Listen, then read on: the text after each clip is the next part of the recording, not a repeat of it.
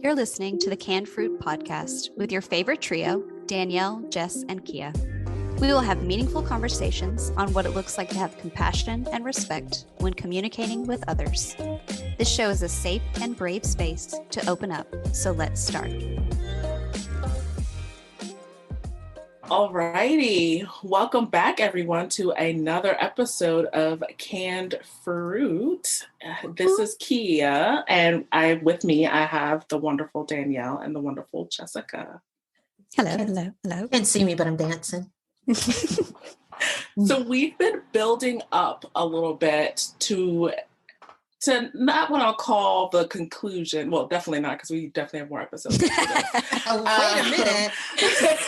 But we've been building up a bit, talking about environment and all these other things that are very important to our conversation. And I'm going to give credit to Jessica, and then Jessica could decide if she wants to give credit to somebody else. But in one of our meetings, she talked about truths with a capital T, and that just stuck. These truths with a capital T, things that we thought, wow, you really, if you don't have these things, if you're not going into the conversation with these things in mind, if the other person or other people in your conversation don't have these things in mind, whether it's difficult, whether it's positive, whatever it is, your conversation's not going to go the way that you think it should or think it might. So yeah, truths with a capital T. Was there any specific thing? Do you remember what we were talking about when you came out with that gangbuster title, Truths with a capital T? Gangbuster. So that's not my phrase. So I won't take credit for that. I heard that probably in college. And I think we were talking about something that was similar to when I originally heard the phrase. And that was like when things are not necessarily fact, but they're so well referenced that people take it as truth. You know, like it's understood to be true, right? Yes. It's not a fact, it's not provable, it's not science, but it's understood to be true. It's like a different version of fact, I guess. Truth with a capital T. So yeah, I think we were talking about something like that. And I was like, it was one of the basics, right? Like active listening or something. And I was like, well, that's a truth with a capital T. That's like, there's more than one of those things, but. Because they kept coming up every time we talked through these conversations. It was like, well, I want people to be honest. I want them to be their true selves and I want them to listen. And then we're just like, why do these things keep coming up? And that was when Jessica hit us with the truths with a capital T. Because they're regardless of whether it was through research, whether it was just through us sharing our experiences, our conversations, these are the things we felt or found were just the basics of your conversations. I'll go over what all four are right now, but we'll dive into each of them. We've got honesty and authenticity, active listening, just like Jessica was saying, introspection, and validation and empathy. I want us to start talking a little bit about honesty and authenticity. And I found this quote from someone I love. We probably will have too many Brene Brown quotes. There's other people doing research. We know that there are other people doing research, but they'll come up once in a while. Every once in a while, we might talk about those people, but I really liked this quote by Brene, where she says, authenticity is a collection of choices that we have to make every day. It's about the choice to show up and be real, the choice to be honest, the choice to let our true selves be seen. And that's from her book, The Gifts of Imperfection. I like my eye is twitching after. What about it is making your eye twitch? Like, I love it, but at the same time, I'm like, wow, right? It is every day. It's a choice we make every day. Yeah. And it's so true. It's almost like in every moment, every interaction, to be authentic is to choose to be yourself and to like take off the veil that is comfortable. And I'm like, wow. Ouch. Ouch. I like how you say it is taking off that veil, taking off what Brene would call armor. Not that we know. Never, yeah. But yeah, I like the way that you phrase that, and taking off that veil where you come to the conversation, especially the difficult ones that are more of our focus. When you are honest, when you are authentic, even if you don't necessarily get what you wanted, like you're being honest, you tell your partner this thing that you're thinking, they may not respond the way that you want them to, but if you're both being honest, you both know where you stand. If you're not coming to a conversation with honesty, with authenticity, well, to me, what's the point of having it? But also, if you both have that kind of like veil, if there's this opaqueness going on, you can't quite see through because you're talking, in code and all those types of things. But if you're unable to truly engage, then you won't know how to truly be with that person. But isn't that the thing, though, Key, is that people go through so much of life never really being with people. And so even when I hear authenticity and honesty, I still see those as, I love that they're grouped because I do think they're aligned, but there's like saying the truth and showing up as your true self are still two separate things, right? Like I can tell you the truth and that's why I use the word veil. And if I may liken myself to the great and powerful Brene Brown, like I see the importance of the word armor, because in a lot of difficult conversations, you're coming off defensive, right? But then there is also this veil where I think professionally, in my case, there's always been this need to be something different than you are. And so sometimes it's not a defensive stance. Sometimes it's an altered reality. And so I can say how I tell the truth can come off differently.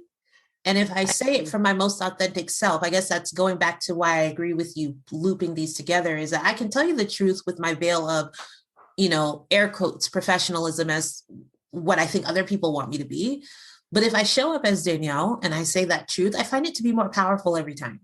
Right? Like if I show up to the conversation as my authentic self and speak my truth from that point, I'm like, one, I think it gives other people the opportunity to your point, to like be with me and to see me for who I am. But there's fear in that, because like, what if they see something that they don't like? What's the repercussions of that? But I'm going to say, but to your point, a lot of times this episode, I do hear you, Kia, when you're like, what's the point? And that takes bravery. But I think I agree with you fully. What's the point if we can't show up our most authentic selves and be honest and have other people receive that? How they receive it, we can't control, but that's not really the point. The point is, can we show up authentically and honestly? I have a question. What's the difference between authenticity and honesty? I feel like I can answer that based on how you're using them in your sentences. Yeah. But I want to hear you guys. So I was like, I've been furiously trying to find the exact quote, but I can't find it right now. So I'm just gonna go with off the top of my head. We always find them eventually, so they'll be in our show notes. But when you were talking, Danielle, about authenticity versus honesty, I was thinking about this conversation I was having with myself. Because you have most of your conversations. And favorite. I was recently listening to one of my favorite artists, Kendrick Lamar. Hey. I believe it's the Damn album. I'm gonna say it's the Damn album, as in that's what it's called. And it is the Damn album. That's the actual name.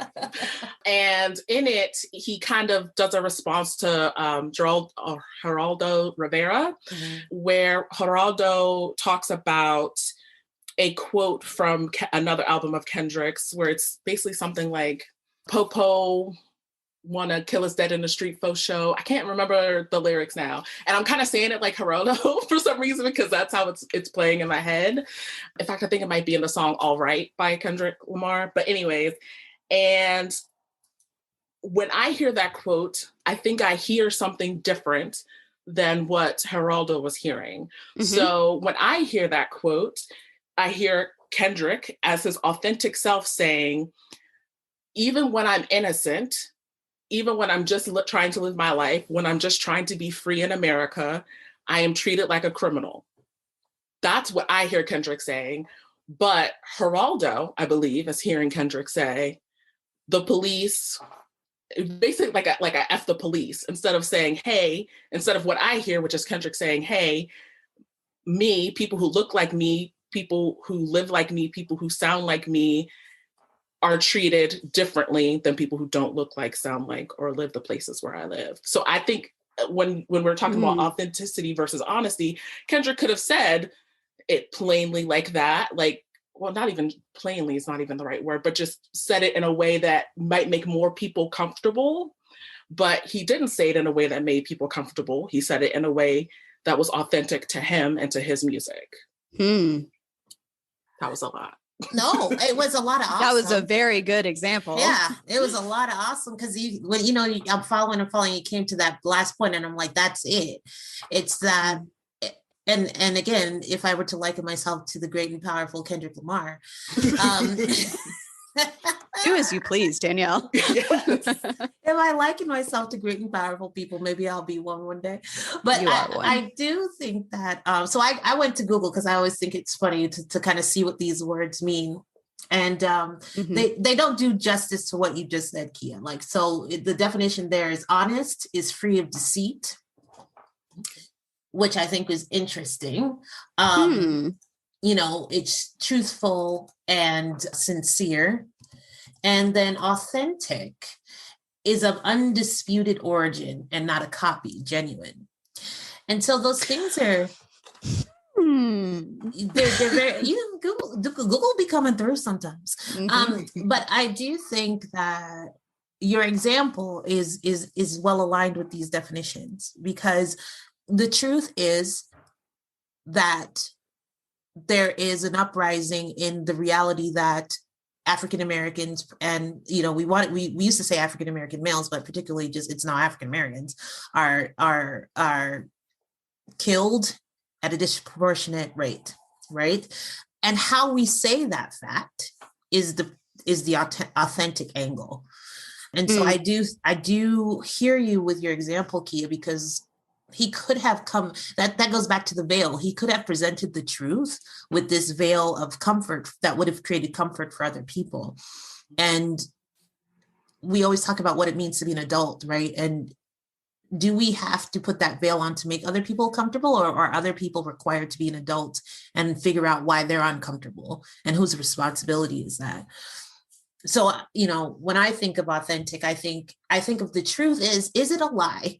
Or is it the truth? Is there fact in what's being said? That's when I think about honesty.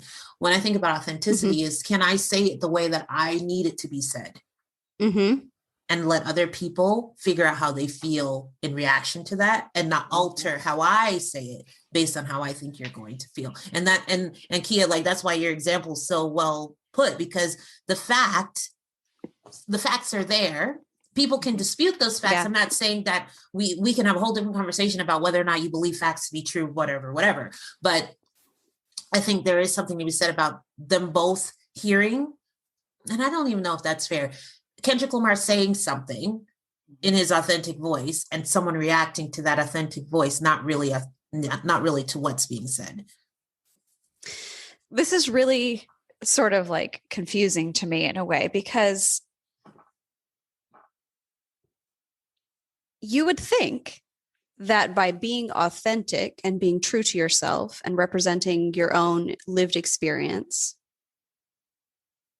people would take it as more true. And it sounds like in your example, in Kia's example, and your brief example that you didn't go into detail about, Danielle, about showing up at work as your authentic self and having fear about how other people are going to receive you. It seems as though people people get confused by the authentic self and can't see the authenticity of the person and also the honesty of the fact. It seems like people latch on to the authenticity aspect and they can't recognize it as real. Do you see what I'm saying? How it's like, it's a double truth, like to live authentically and be speaking honestly is a double truth. And you would think that that would be received well by people. And yet somehow people seem to really struggle with accepting that. I will be the controversial one on this topic today. Okay. I don't think it's that they have trouble. I think, my controversial statement is that I don't think people have trouble with it. I think people don't like certain versions of authenticity. Okay. I think there are certain versions of authenticity that are deemed inappropriate, yes, or unlike, and I think that's the thing about making a judgment on someone's authenticity, right? Because now we've said that if you're uncomfortable with my version of authenticity, but the assumption is I need to be comfortable with yours, there's a disconnect there. And yeah, so I see head nods, I'll be quiet. It's when you were saying that, I think in some instances it might be that people are uncomfortable. I think in other instances it's literally lack of experience. Not even that they've experienced, like in Kendrick's example, they don't have that experience in their life, but they don't have experience with that type of authenticity, just like you were saying. So I think it's less in some instances, qualify that. In some instances, it's not that they don't want you to be authentic. It's that they don't have experience with that, and not necessarily having the growth mindset to understand it more, that they're kind of locked in, like, this is the appropriate way. What you're doing is not aligned with maybe the culture, I guess. And that could be we could have so many side conversations on that. But but they don't have that experience, and I'll say don't have the growth mindset to then evaluate why that form of authenticity is making them uncomfortable, or why haven't they experienced authenticity in that way, or why they don't see it as authenticity and they see it as something combative rather than just someone being honest. And it might be combative, right? Like there have been windows in my life where my authentic self was aggressive. Yeah. That's not to stereotype me. That is a byproduct of Danielle, the individual, not Danielle, the stereotypical Black woman, right? Like, let's make that distinction. And I think that's the thing is, like, there are different phases in people's lives where they will be forthcoming, where they will be untruthful, where there will be all these different things. And I just think that if we're talking about in terms of having conversations and what makes them fruitful, if I can't show up to a conversation and say, in my own, oh man, I'm trying not to like take a left turn, but they saw this really interesting thing on LinkedIn of all places, which is not usually the place where I see like really interesting things. It's like webinar. And I was like, oh, really interesting thing. And it was about code switching, and that, and we will put in the show notes because I'm sure he's amazingly brilliant and well-respected, and I just don't know his name at the moment. But it was gripping because he was talking about how he was talking on the phone and he was speaking a certain way, and the person was saying that he could get a deal on whatever he was buying, and his reaction was, word? And her reaction was, yes, child. And in that moment, they didn't like, and he says that in that moment, they both realized that they were both from the same culture. They were both Black. They didn't realize it before then.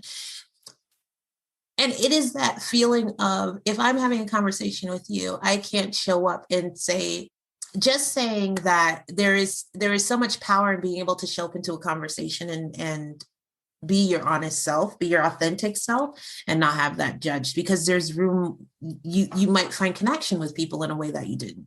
You didn't know you would. And so, so when I think of conversations and I think about when I can talk to Jessica and Kia, and I can talk to you with my hands flailing and I'm like all energetic and I'm rambling a bit, but then I bring it back. That's me showing up in my most authentic self. And yes, there are going to be times where I need to be more concise. Yes, there are going to be times where I need to be more thoughtful in the words that I'm using. That's fair. But to feel as though you can't show up as your most authentic self really does hinder the ability to have meaningful conversation, especially about challenging topics. Mm-hmm. I think surprisingly, well, maybe not surprisingly, but what I believe is that this nicely wraps into another truth with a capital T, which is active listening.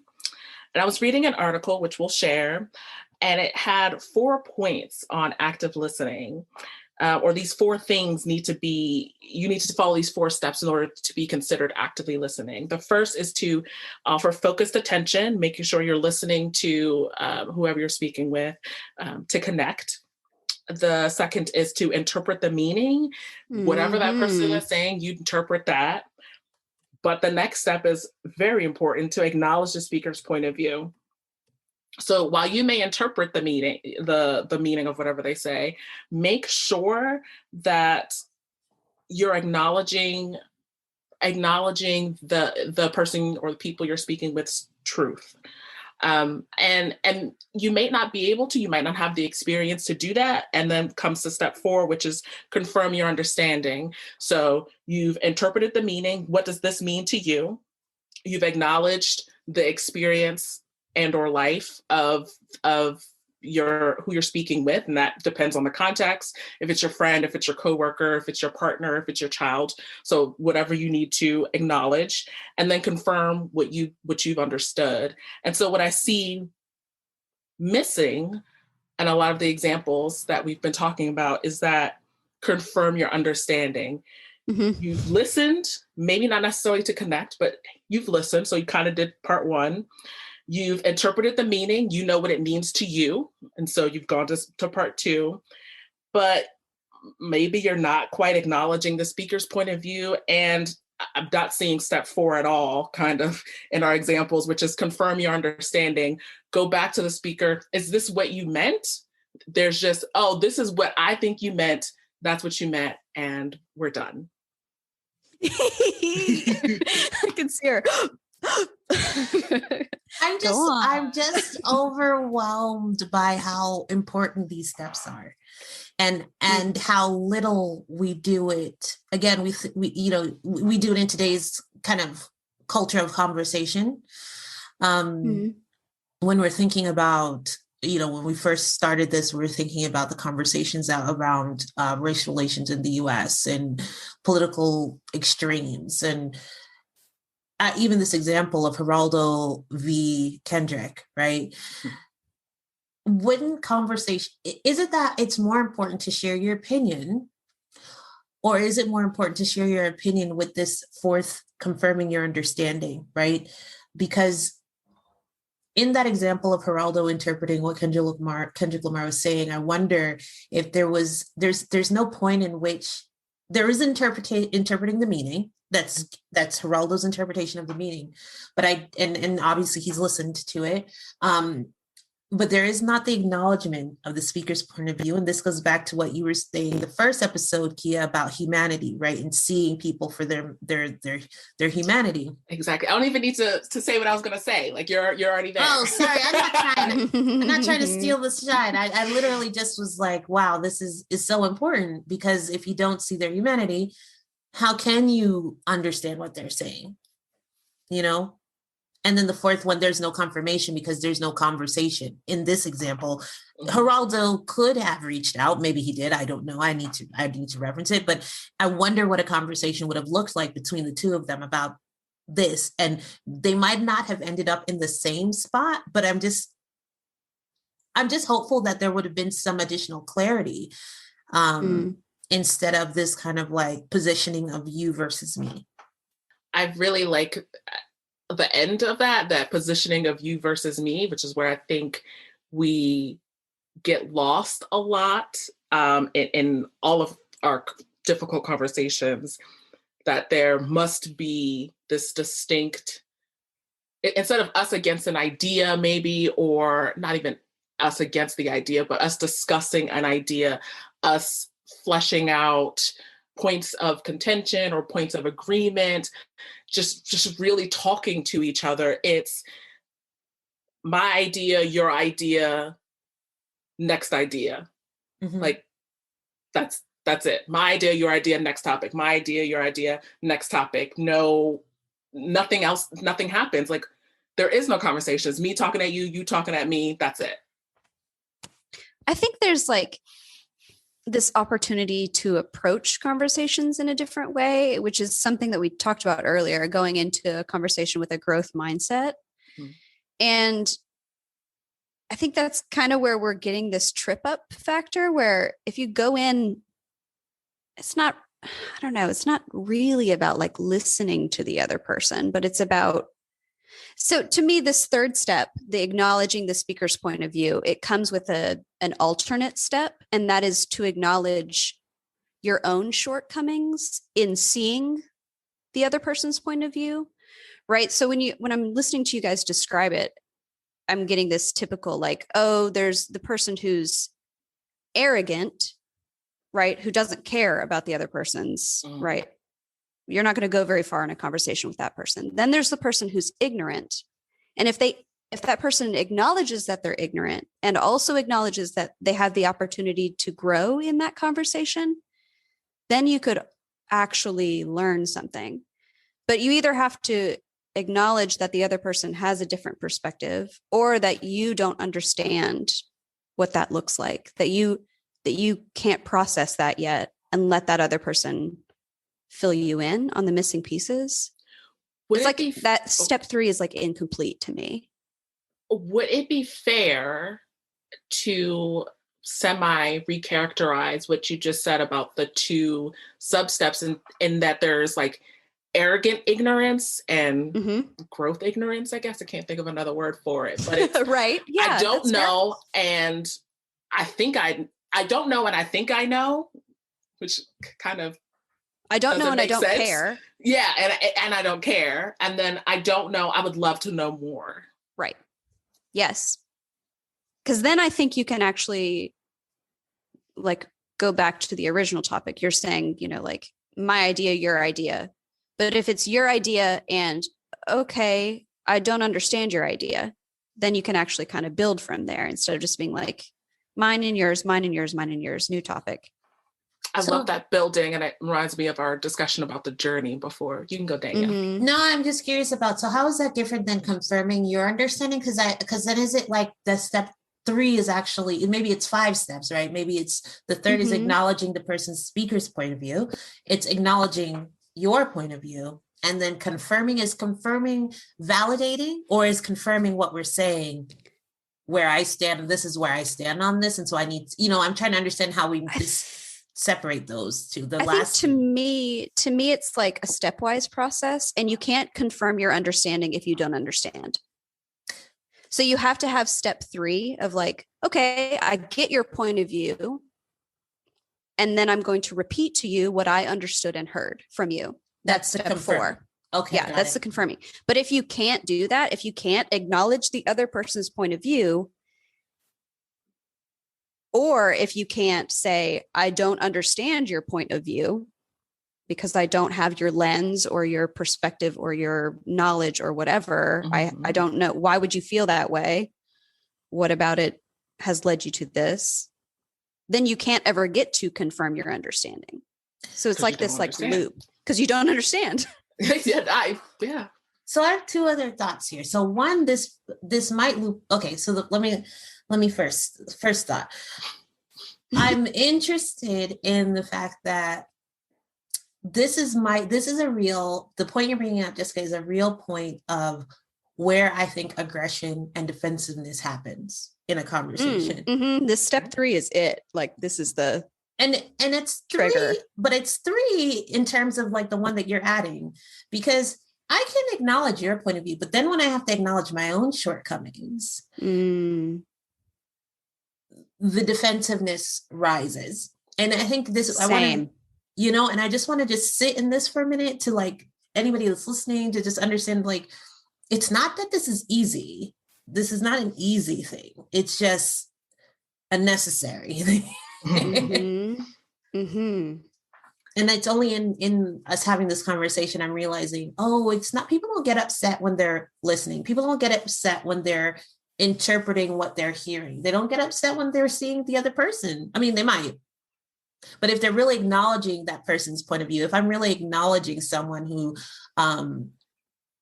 doesn't like Black people, I can appreciate that they have a different perspective than I do. Right. But when I have to come to terms with my shortcomings in a conversation with someone that I have made a judgment about, yeah, that's really tricky. And then start to get defensive. So I just wanted to say that, and thank you both for like helping me think through that. And then also noting this additional step might be your next point about introspection, though. Yeah. And I'd be interested to see if there's actually a distinction there, or is it that we flipped it into how it happens? Yeah. So I was just introspection, another of our truths with a capital T. And I'm wondering, well, no, it's still a truth with a capital T, but is it integrated into that act of listening if we are acknowledging the speaker's point of view, or we're just making it more explicit, maybe? We'll discuss it together instead of me having this conversation by myself. I think it can be both. I think it can be both, because so active listening it puts you in a role in the conversation as the listener, right? But then there's the other part of you that shows the other role that you have in the conversation as speaker. And so you can be introspective in both, I think, right? I can be introspective about how I'm listening to you and what lens I am receiving the information through. I can be introspective about that. And I can also be introspective about how I give information to you. I love that, because we talk about conversation being a dialogue. And in that dialogue, you have two roles: to listen to what that other person or other people, what your partner or partners are saying, and to also say things. Like, for it to be a conversation, to you participate. must contribute. We you laugh, participate. but we've all been in a conversation with someone who has not participated. Mm-hmm. Oh yeah, you may have been that person. So that's absolutely possible. Or even in conversations with people that don't let you participate. Like, I have been that. This person. Is not a conversation. Yes. Can I get a word in? You know, I have to sit here with my finger over my lips half the time. But okay, so I want to just add that. So I think when I thought of introspection prior to what Jessica's brought into this conversation, I thought of it as a truth with a capital T, because I felt like it was necessary, just in an overarching kind of way and what I think is happening here is we're seeing a moment where, if you haven't done this greater introspection, that 3.5 step we're talking about, or that added step we've added, is really, really difficult. Yeah. And so it's already hard if you've done the introspection, because you're like, okay, I'm feeling myself feel defensive because I know myself, I know my trigger points.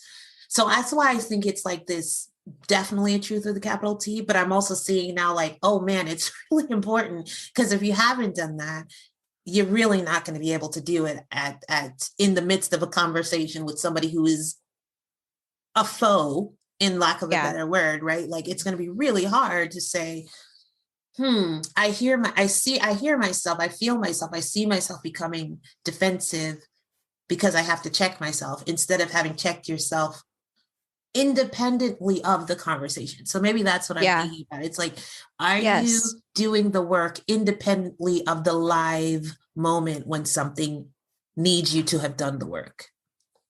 It's like when people think of therapy as like, oh, when something's wrong. No, it's a process that helps you in the moments where things are challenging to work through those moments. Agreed. It's true. I mean, it bleeds into everything else, right? If you Yeah. I mean, I'm just going to reiterate the point. There's no need to do that. Yes. Yes. Okay. I'll give you some. Yes. So I will give you all something else. Since I'm the nugget dropper today, I said it. We're going to leave it. We're going to leave it. It happened. Knowing your why though, because, okay, when we talk about introspection in terms of knowing yourself, but we haven't really talked about like the knowing your why part. And I think that's a little bit harder to grasp, and maybe we can spend some time on that. I don't know, Kia, what were your thoughts when you were thinking about knowing your why? I think knowing your why is maybe multifaceted, might be a good word. So it's not just knowing why you've entered the conversation, why it's knowing why this is important to you, or knowing why it's important to the other person. I should say, and knowing why it's important to the other person. Because if you've determined that this conversation is difficult, then why is it difficult? Is it your relationship with that person? Is it the just the type of conversation? Is it, if it's a termination conversation at work, of course, it's just going to be difficult. But I like to think of that, knowing that why, not just why are we having this conversation, but why has it generated some additional importance? I'm sitting here in silence, but like I agree with you. Great. Again, I feel like we need a better way to agree with each other than just like silently nodding. Well, I mean, I asked, me in silence. I was just sitting in the silence because we think that that's an important part of a conversation too, is to like be able to be in the silence, which I'm horrible at. I wonder though if it's the why is like, I just feel like so much of this so much of this introspection is before you're in the difficult conversation. I'm thinking about like a lot of because this, our togetherness was, had an impetus from, Enneagram and the chaos in the United States at the time and ongoing in certain respects. But there's this feeling of like, why did I need to engage in so many conversations around racial equity? Like knowing my why was important, especially when it became draining. It was important to understand why when it became too draining and I decided to no longer engage, because my why was and is always to allow people to understand that we can have different realities and still respect each other's existences in the world, right? And that why helps me. The introspection about me is understanding that I come from a place where I have been, stereotypically aggressive, or I talk a lot, or I'm an extrovert. Like there's all that Danielle stuff, but that's independent to like certain topics, and understanding that racial equity and equity in general is something that's going to rile me up is part of my why. And I guess that's not maybe like the best distinction, but it makes sense in my head. So I welcome like additional questions for clarification. I just agree that the introspection, in fact, maybe that should be part of our like setting the environment, is not, because we talked a lot in that episode about it's not just about that physical environment, is you need to understand you before you're going to move forward and try and understand someone else. Last thing I'll say on this topic, and then I will be quiet. I want to just also give space to the fact that if we don't engage in these conversations, you might not learn. Like sometimes just knowing yourself can be enough. Maybe you don't always need to know your why. You get into a conversation and you're like, wow, I didn't know this meant so much to me. Right. And it's only in having the conversation do you realize that you've learned something yourself. So I just want to also say that like I've learned a lot about myself through conversations. And so like there should still be an openness there. You don't have to figure it out before you have the conversation. It's just like something that you should be aware of as you navigate them. There's more a silence of agreeing, I think. Yeah, this is yes, my agreement. Well, since we all already agree, since we all already agree, we have our last truth with a capital T, which is validation. And then I was reading a quote or just reading in general. That's something I love to do. But empathy. So not just validation, but empathy. And I have another quote. It might be from Brene Brown again, but I just felt like it succinctly kind of summed up what I think about in this empathy versus sympathy difference, because I think some people confuse empathy with sympathy, or they use them synonymously. Oh, I have empathy / sympathy for you. Well, no, you can. Anyways, here's the quote. Want to know what would have made me feel alone or worse in the airport? So Brene's talking about an instance in the airport where someone expressed empathy to her instead of sympathy. So want to know what would have made me feel alone and worse at the airport? Sympathy. If Suzanne had said, "I'm so sorry, you poor thing," or "I can't imagine how hard this must be for you," she didn't feel bad for Brene. She felt pain with me. Empathy is feeling with people. Sympathy is feeling for them. Empathy fuels connection. Sympathy drives disconnection. And I'm going to say that those last two sentences again, because I just feel like they're so poignant. Empathy fuels connection. Sympathy drives disconnection. Mm-hmm. And we talked about in our active listening to confirm your understanding. And part of that confirming your understanding is validating what the other person in the conversation has said or experienced. And validation doesn't mean agreement. That validation is not, I just understand how you feel. That's your sympathy. But if you can think of a time when you have felt that way, think of what it would feel like to feel that way. I believe it'll change your experience in the conversation. Instead of just, wow, that sucks. I would hate if I felt not free walking around in my own country, minding my own business. And instead thinking, wow, if I couldn't walk down the street without feeling not only eyes on me, but like I didn't belong, like sitting in that for a little bit. Even if you have to say to the other person, and just because this is a specific example, but saying to the other person that maybe you need a second to think about it, maybe you need a second to sit in it, and think about how that would help your connection with that person. Instead of saying, wow, it sucks to be you. Well, I don't want to be in the conversation with you anymore, kind of, really, because it's like, wow, how do we move on from there with a sucks to be you? I always understood my understanding. So let me just say, this is powerful, Kia. This empathy, fueling connection is something I always understood. But what I didn't realize is sympathy driving disconnection. It's something I felt, but I've not been able to articulate it that way. So here, all powerful Brene wins again. But I do think that, when we're talking about this, one of the things I remember hearing is like, people would say that I can be empathetic if I've lived through what you've lived through. Right. And so it's easier for people to be empathetic when they've actually experienced something that's very similar. Yeah. And then, but the flaw in that is that the alternative is sympathy.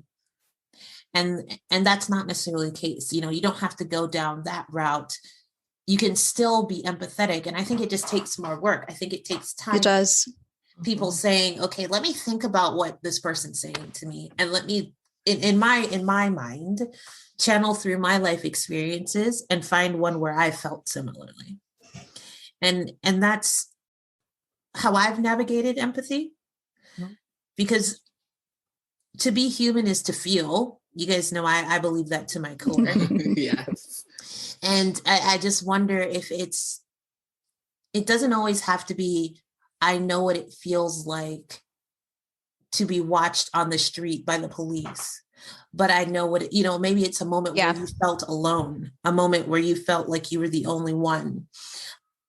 I think people struggle with drawing parallels, especially when it comes to feelings, because it's hard to make an assumption about how something feels to another person, especially when we're like pretty bad at recognizing feelings within ourselves, right? We mislabel feelings pretty frequently. So when another person is honest with you about their feelings, it can be really hard to draw from those things that are similar to and not exactly like. I think that's a good distinction, in that you may have felt similarly, but you didn't, or in a lot of cases, in some cases, you did not feel what that person felt.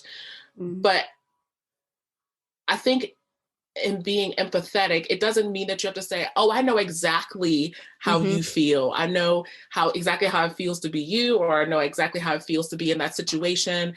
But it's just that as that person is expressing their thought, idea, their feeling, their experience, that you can relate and understand. Not necessarily that you need to tell them, I know exactly how you feel, because in some instances you might not know exactly how they feel. But like Danielle was saying, you've known what it feels like to be alone. You know what it feels like to be misjudged. Know what it feels like to be mischaracterized. And as you are listening to the conversation, as you are doing your active listening, you can kind of see it through that lens, and that might help your growth mindset, where you're, rather than it being difficult and adversarial, it could be, let me put myself back when I was in that time and listen to what they're saying through that lens. I think that's the tough part, though, is the actually putting yourself back there, right? Like that's the difference between sympathy and empathy. Sympathy is saying like, oh yeah, I remember that feeling.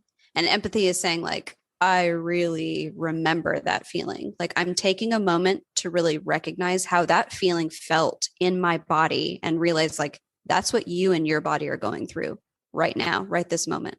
It's not just like saying like, oh yeah, I know what it's like to be sad. It's being like, I like letting that feeling come back into your body, letting that sadness sink deep in again. People don't want to do that. Like that's it. Like you said earlier, Danielle, it takes work. That's hard stuff to be like, I'm going to be sad with you for a minute. We'll get into our Enneagram-ness. We will get there eventually, but Jessica Key and I spend a lot of time talking about the Enneagram, and I think that's where I recognize how hard that is. But even as you were saying it, those pauses in how you're thinking about men, you paused even in the thought of putting yourself back into that emotional state. There was no specific emotional state, but even as you reference it, Jessica, you pause, you're like, oh, there might, any of these moments would make me want to sit back and be quiet. And so I think about like what people are looking for in these, like when we think about these truths with a capital T, it goes back to for me, it goes back to the active listening, right? Because are we actually hearing this person? Are we actually thinking about what they're saying? Are we being truly attentive? Because then if you are, there's no real need to immediately respond. I'm just thinking like tactic, even as one who likes to respond, if I am being empathetic in the moments I'm thinking about where I've like really like sat with someone, and like my initial reaction rarely when I'm being empathetic is to respond. My initial reaction is usually like, whew, this is happening. That is happening to you right now. And I felt something remotely similar, and I did not like how that felt. That in itself, when you think about tactical, like, what do you do? Like sometimes just like that silence of like, shoot. That's acknowledgement, right? Right. Like that is heavy. Mm-hmm. Yeah. And so even as I sit here, I get quiet because I know now we're all thinking about heavy stuff. We're like, oh man. I'll even say it's hard. Yeah.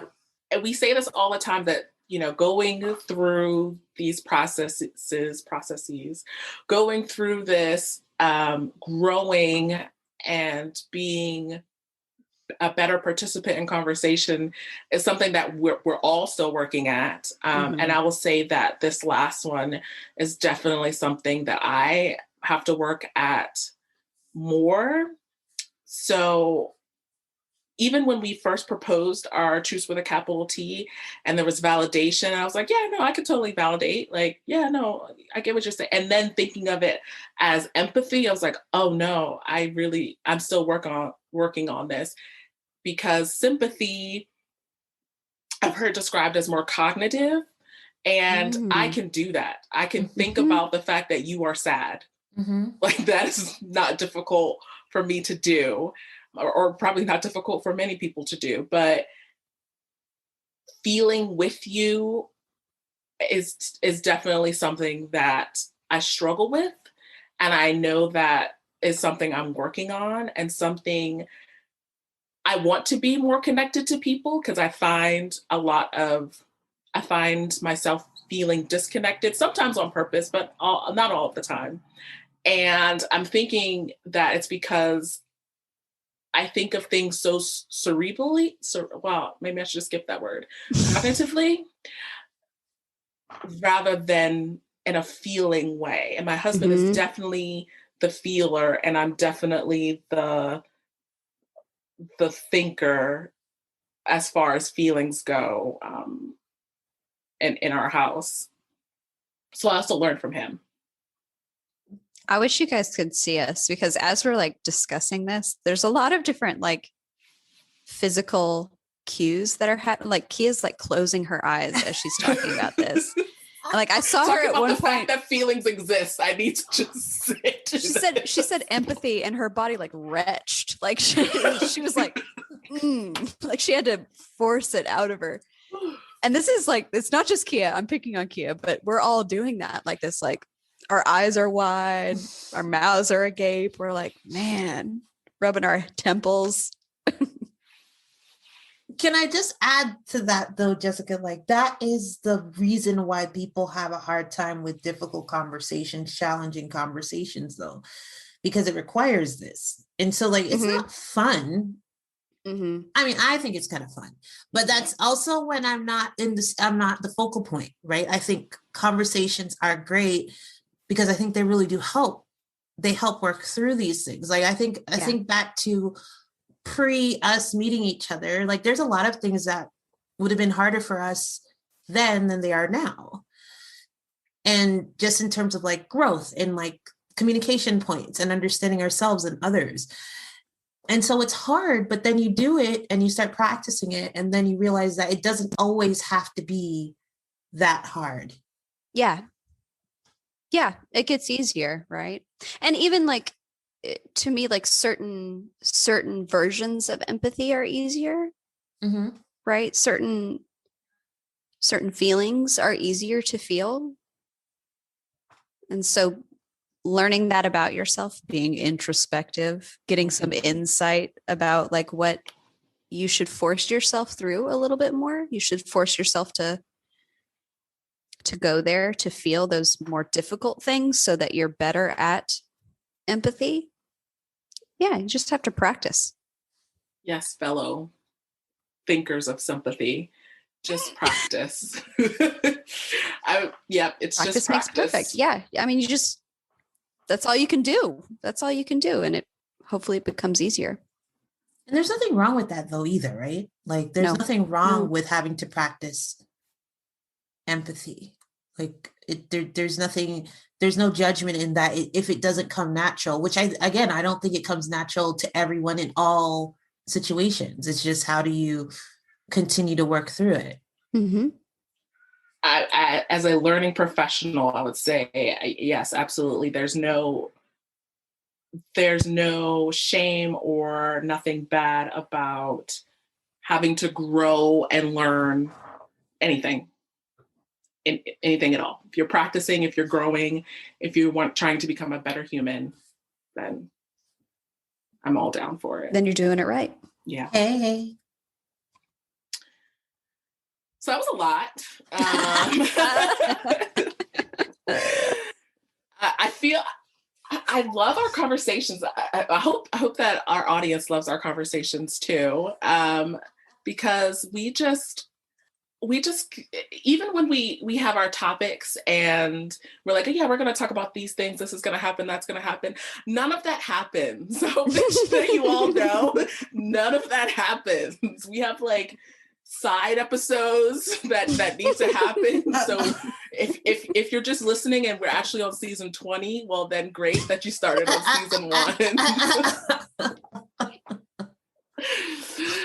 But thank you for listening with us all today. I mean, well, not for listening. Well, yes, thank you for listening, but thank you to Jessica. And thank you to Danielle for just a wonderful conversation with friends about difficult conversations.